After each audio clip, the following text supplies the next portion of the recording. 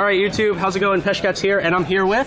Ed Hanratty. And how did you do today at the kickoff event? Surprisingly enough, Pod C, I took first place today. Alright, so for those of you that don't know, we're here at the kickoff, and for singles tourneys, you can't really see that from here, but there's 4 blue pieces of paper over there.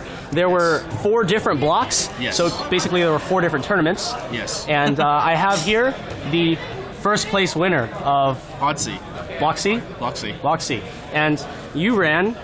Spike Brothers. All right, so let's take a look at this deck. We'll move this over to the side. So starting on the grade zeros, we have... Why don't you run us through? We have the Heal Trigger, we have Cheer Girl Tiara, we have our Draw Trigger, the Lynx. Cheerful Lynx, yep. We have our starter, we use Mecha Trainer, we have our first crit as Silence Joker, we have our second crit as Sonic Breaker. So this all looks standard? We're all standard, yeah. Pretty much the standard draw, crits, starter. Okay, so...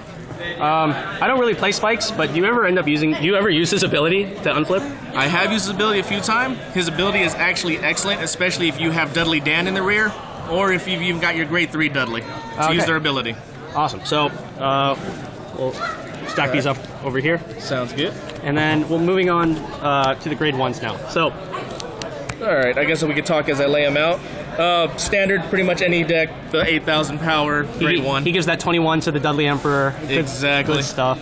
Perfect Shield, a lot of people are iffy on this. I do run 4. You never know when you're going to hit that Gold Paladin deck, and they break out their Izel.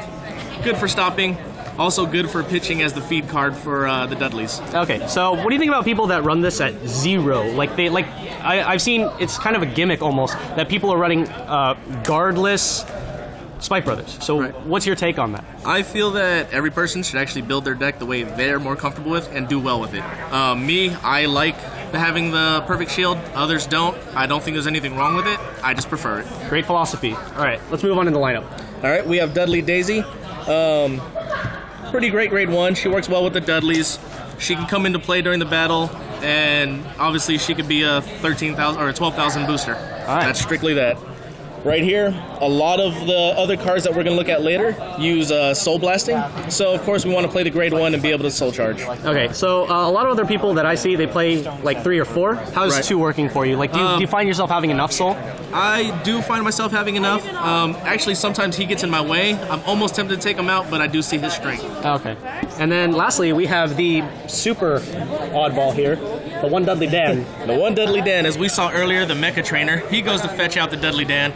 The Dudley Dan is great because if you have 2 damage and you're still on a grade 1, you can go fetch out Juggernaut Maximum. So you got a grade 3 that's swinging for 16,000. All right. So what about? So if you were to draw him, or I mean, like, let's say you had him in the back row behind your Vanguard, and then you got a Dudley Emperor. Well, what do you do then? I actually leave him back behind my Dudley Emperor. Reason being is sometimes you don't have 2 cards to pitch into the Dudley Emperor, and you only have 1 that you're willing to pitch. That way, you still go get a grade 3. Okay. So it's kind of like variability. Exactly. All right. Well, how do you feel about like a possible power drop from like normally you would want to have him sitting at 21, but like in this case it would be 17. So how do you feel about that? I've seen where it actually hurts me a little bit, but I do so much damage with what I fetch up that the Vanguard damage actually doesn't even matter. Okay, so it's all my rear guards that are doing it. It's pretty much just like if they guard it, then I get crits and then I push. Exactly. That's sort of thing. Okay. Exactly. Yeah, that makes sense. All right, so once you get the grade 2s ready, and I'll move these to the side. So this is 1, 2, 3, 4, 5, 6, 7, 8, 9, 10, 13 grade 1s. So that's probably low if you think about it. It's a bit lower than like your average deck. Right. But I mean, like for Spike Brothers, I mean, like you probably want to run like a crap load of grade 2s. As we see right here, we have a crap load of grade 2s. So let's start at the vanillas, I guess, and work our way down. That's usually how people go. Works. Again, standard Treasure Black Panther. All right. That's nothing to say there. Then we have Dudley Douglas. Similar to Dudley Daisy, if he comes in during the battle, you got 14,000 hitting your opponent. All right. We have Field Driller, draw cards. If you end up at or force a crap ton of guard. Exactly. Yeah, force guard. Yeah. And then of course we have Fierce Leader Zachary. Again, you're drawing cards off of Soul Blast. You got a grade 2 Interceptor. Do these guys get blocked a lot? Like, oddly enough, no. People don't tend to block. They don't tend to block them. They think, okay, it's a Soul Blast in order to do it, and then it goes away. So they usually let it through because it's going to go away. But do you think that's advantageous to yourself? Or? It's a big advantage because one, it's letting me clear a spot out, but two, it's also letting me have a card in hand. Okay. At the same time, though, I mean, like you are getting rid of an interceptor, so like it is true. All right, and then lastly we have the Brakki, which is kind of like it's similar. It's just more offensive rather than card draw. All right. So a lot of people are touchy on specifically these two cards. Right. I know a lot of people that would say, oh, you should just run like 4 this and like 4 this and like 3 this, and then like these are like blah. Exactly. So how do you feel about these two and the fact that like if you draw them early, then they're kind of just sitting there and you can't really clear the field space and things like that? Like, is there consistency issues with these 6? Absolutely not, but we'll get to that when I get to the grade 3s. Because I run 2 grade 3s that most other Spike Brothers don't run, and we'll see those later, that actually make him effective in hand as well as in deck. And then as far as the grade 2 10,000, it's beats. It's plain and simple, it's just beats. It's just beats. All right. All right, now time for the stupid part. Let's put those in last. You want those in last? Yeah. Okay. So let's start with the typical. This is derp. Those are derp, but there's only 2. So these are derp. We don't need to talk about these. Exactly. They just summon stuff and then you hit people. Exactly. Okay, now these 2. If one goes to damage, or if both go to damage you, because you're only running 2. Exactly. So what's your take on only running 2? Well, luckily I have a backup that other people don't run, and we saw him at Dudley Douglas. All right, so if he's gone, I go get Dudley Douglas. I'm still hitting for at least 14 with him alone, and then I have an interceptor for next turn. Okay, so you would take the Douglas over Brakki then? Oh yes, absolutely.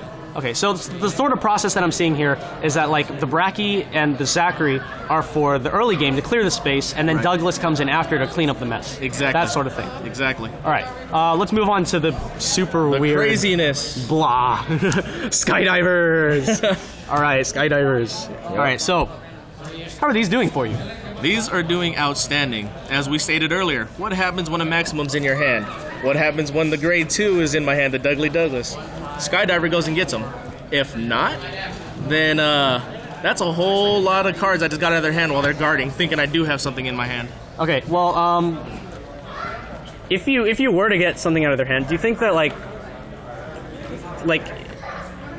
let's think of a scenario between like if you had a Juggernaut versus if you had a Diver. Like the Juggernaut could push harder. Right. So like, is that just the sort of thing that you have to take the risk on, like whether or not they have enough? Exactly. If they're both in my hand, I actually always drop the Skydiver. And then if they don't guard the Skydiver, or they don't have enough to guard the Skydiver, I bring a Maximum out from my hand. All right. So now that we've taken a look at the deck, if you can remember, what were your matchups today? Or like how many rounds was the block? By the way? We had 5 rounds. The 5th round was kind of and it was double elimination? Yeah, double elimination. 5th round was nothing to brag about. I ran into Gold Paladins today. They didn't do much. Was it the Garmor and Ezel, or? It was Ezel. Okay. And he even superior righted into him and never even let me limit break. That's why I run. Oh, so he never got me to 4. Oh wow. Okay. Yes. Okay. And hence the perfect shields. Oh, good stuff. Good stuff. All right. And then what else did I run into today? Narukami. All right. Similar situation. He actually got me to 4 damage, but I let him because I wanted my limit break. He did wipe out my entire front row and hit my Vanguard, which turned around and let me win the game because he freed up my 2 spots, which let me bring in the Maximums on my next turn. Oh, okay. To finish him off. There we go. Yep. It's all good. So he did me a favor. And then other matchups, I believe I did run into another Gold Paladin deck, but it wasn't an ideal build. It's like the person was just starting, and I did run into one beginning player. Unfortunately, I know his first name was Dylan. I think it was Dylan Nguyen. Remember that name? It's a young kid. He couldn't have been more than 7 or 8. The most awesome player on the planet to play. All right. I mean, he was playing as if he was in the anime, calling every card and what he was guarding with. I will never play another player better than that kid, I believe. All right, so if you ever meet this kid, make sure you check him out. Yes, Dylan Nguyen. All right, and then those were the ones that you could remember? Those are all 4 matches I can remember. Okay, so out of those matchups, which would you say was your most difficult? The most difficult? Or like in general, like not necessarily what you played today, but like based on past experience, what would you say is your worst matchup with this deck? Oddly enough, in the past, I've actually had problems with Gold Paladin because they can generate so much card draw in their hand as well as Oracle Think Tank with the right build. Okay. Oracle Think Tank and Gold Paladins usually have so many cards in their hand that no matter how much damage I put on the board, they can defend. All right, and then what's your opinion on mirror matches? Mirror matches, I think I'm favored simply because of these two guys right here. Because they get rid of all their guards, and then you're just like, oh, push, push, push, push, push. Exactly, and the Skydivers, if they don't guard, it lets me pull the other big stuff out of my hand. All right, cool. Well, I think that pretty much covers everything. So thank you for doing this deck profile with me today. You're welcome. And you can be sure to see this on my channel later. Good deal. All right, thanks. So this has been Peshcats and Ed Hanratty. All right, thank you. You're welcome.